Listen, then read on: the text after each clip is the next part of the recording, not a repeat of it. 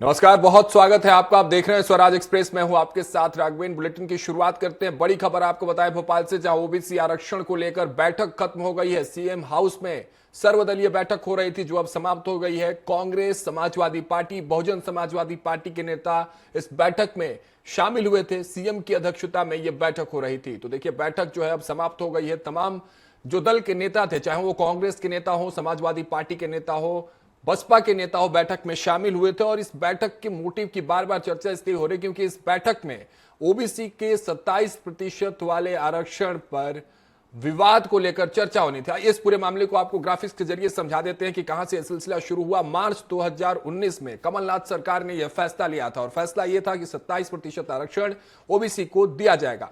MP में आबादी में ओबीसी की हिस्सेदारी लगभग 48% यानी 50% के आसपास है। ओबीसी आरक्षण 14% से बढ़कर 27% किया गया था कमलनाथ की सरकार में।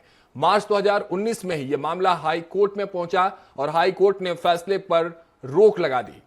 हाईकोर्ट ने कहा कि कुल आरक्षण 50% से ज्यादा नहीं हो सकता है। सितंबर 2021 में सरकार की नई गाइडलाइन सामने आती है। इस पूरे मामले को लेकर तत्कालीन महाधिवक्ता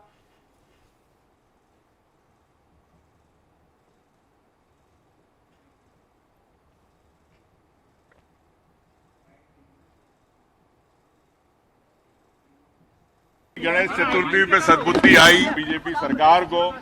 और 6 साल पहले जो कमलनाथ जी सरकार में आदेश हुआ था, अध्यादेश आया था, अधिनियम हुआ था, तो इस तरह से पुराने घर के अंदर गृह प्रवेश से नारियल फोड़ के 27% आरक्षण के लिए, तो मैं यही कहना चाहता हूं कि ये गृह प्रवेश से नारियल फोड़ के उसकी सर्वदलीय की बैठक की आवश्यकता पड़ी। सर्वदलीय बैठक की आवश्यकता जब पड़ती, जब विवाद होता है, आपस में समन्वय नहीं होता है, जब होता है। कांग्रेस तो पहले से तैयार थी, कांग्रेस ने अध्यादेश कानून लाए, तो देखते हैं अब नारियल क्या फोड़ते हैं।